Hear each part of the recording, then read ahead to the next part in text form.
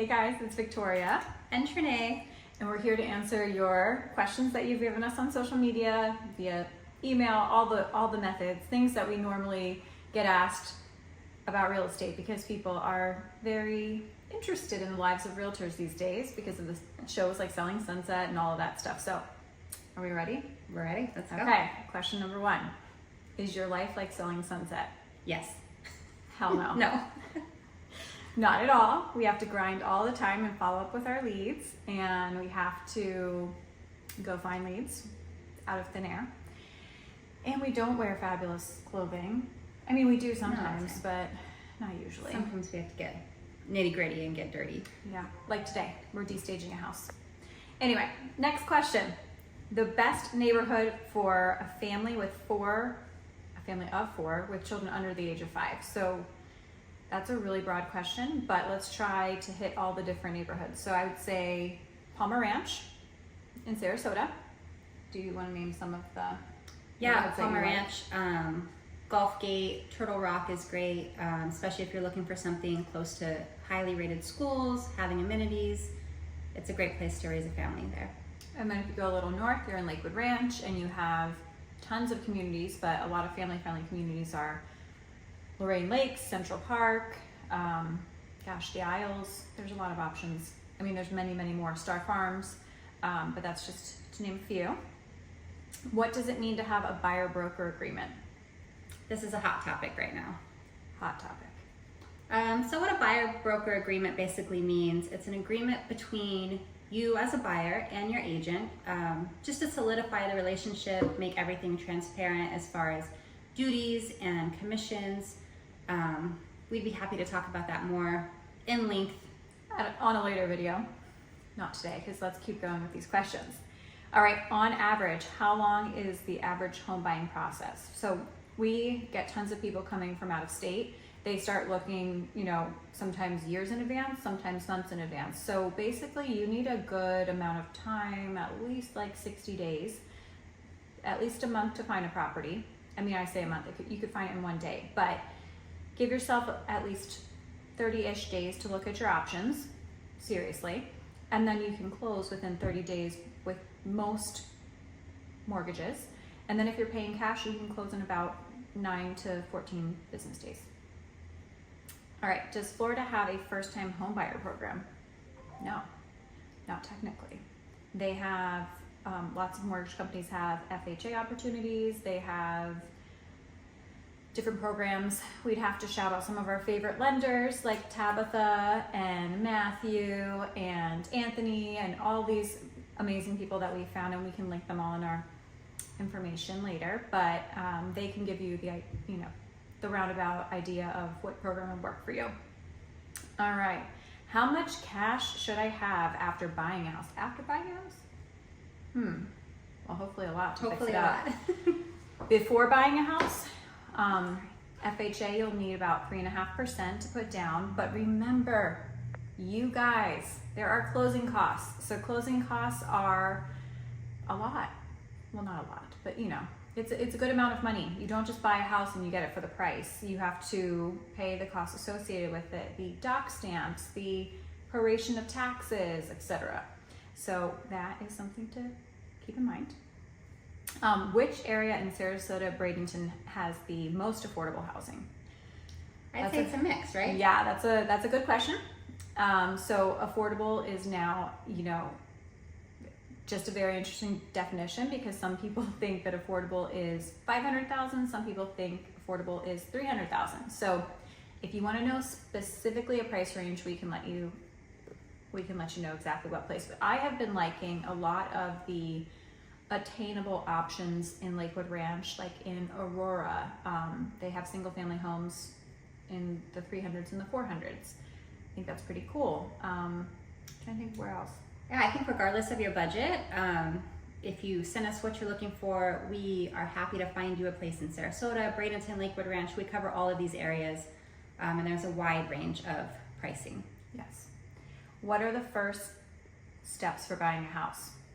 The number one step after you find me or Trinae is to get a lender that will work with you and figure out what program would be most advantageous to you. So we work with lots of lenders. We have some of our favorites. I've already shouted them out. And they can tell you what program would be best for your life situation. For example, we just were able to utilize a Hometown Heroes type of loan, which meant that our buyer received closing cost assistance. It was amazing. And I'm probably not even doing that Hometown Heroes package any justice by my explanation, but it was really good. It was great. It was a fabulous opportunity. It was my first Hometown Heroes loan recently, so that was pretty cool. There's just a lot of programs out there, so we're going to have to connect you with the right lender. And then after you've been pre-approved for whatever amount of money, we're going to go look in that price range and show you the pros and cons of the different neighborhoods for your life stage. All right. How long have you been a realtor in Florida? Ooh, this is a good one. So I've been a realtor for 7 years. I want to say I got licensed in 2017 when I owned my kitchen and bath remodeling company. So I was doing remodels and then real estate, and it was a lot of work. So I had to sell that business so that I could focus 100% on real estate, but it was really fabulous, really fun. And we've just been having a great time. Trinae is relatively new in the last year. But she is a badass, so it doesn't even matter if she doesn't have 7 years. This girl is on point. We've got a great team. Yeah, we do. All right. How can I make my offer stand out if there's a bidding war? That's a really great question. So we just went through pandemic. We had bidding wars like crazy, and now we're more, stable and leaning towards the buyer's market. I would say making the terms really fresh. Make sure that you speak to the seller, figure out what's important to them, and then try to tailor your offer to them as best you can without cutting yourself, short. What do you think? What are some examples on that, do you think? So if the seller wants to move out quickly, you can talk to your lender, see how quickly they can close. Some lenders out here can close in, 10 to 14 days because they're just well-oiled machines. So maybe you make a really short closing. Or maybe the person doesn't want to close that quickly. Maybe they need 90 days. Extra time. Yeah. Talk to them, communicate, ask those questions, see what you can do to make them feel best about the move. And then obviously keep your inspection period short. Don't stretch it out for 15 days. That's annoying for both sides. All right.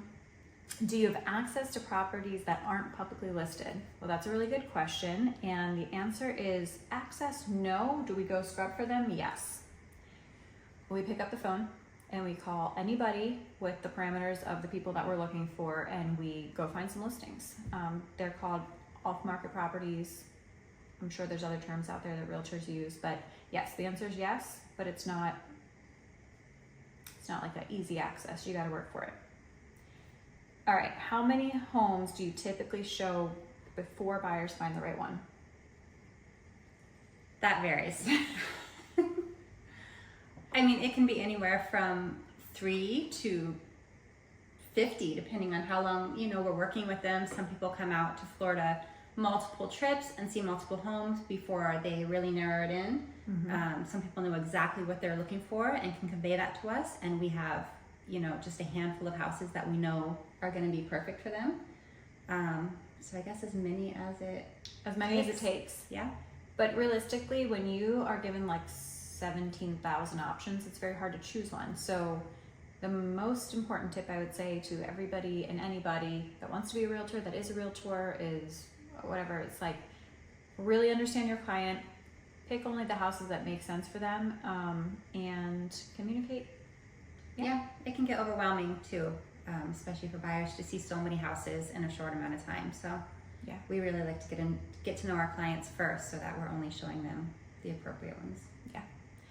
And it's really helpful sometimes when I pull like, all weekend bangers with my clients and we're going out every single day. I know I use fake terms. I do a recap email every single day and I say, this is where we went, this is what neighborhood it's in, this is why we liked it. I literally repeat their words to them so that they can like spark a memory. All right, what's normally included in the sale? Appliances, fixtures, etc.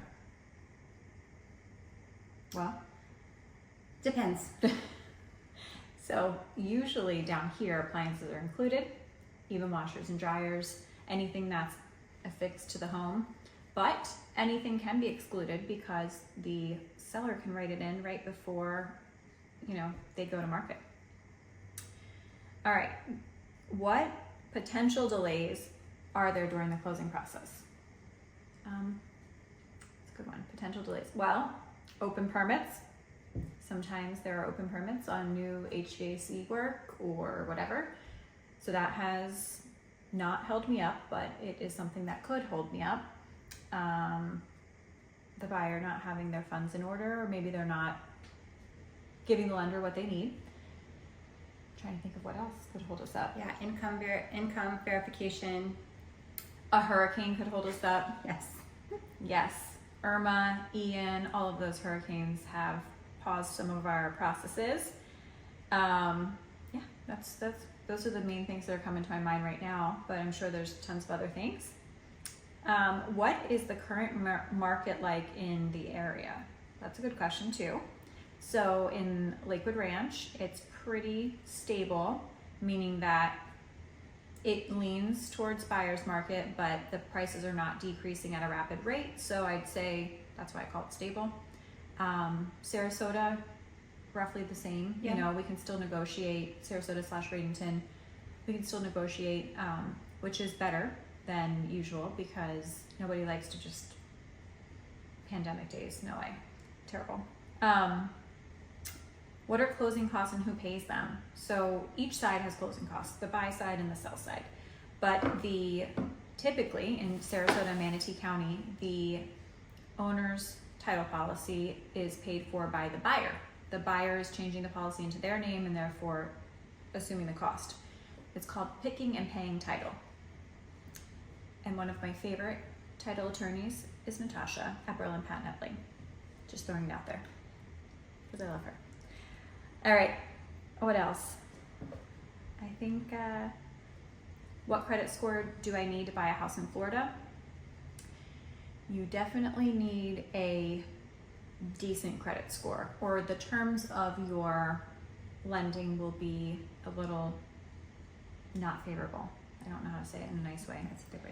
I'd say work on your credit, get with a really smart lender that can help you improve your credit prior to taking a loan, because nothing's worse than paying money that you don't need to pay. And our lenders can give great advice on Yes. that too, of how to work with you to get to that Yep. point. And they can help you do credit repair if that's something that is needed. And then obviously if you already have great credit, then good for you, and you're gonna have the best terms. See? I think that was enough rambling from the two of us, but these were our Instagram questions, so we wanted to ask them and enjoy this process with you guys. Yeah, these were fun. Send some more.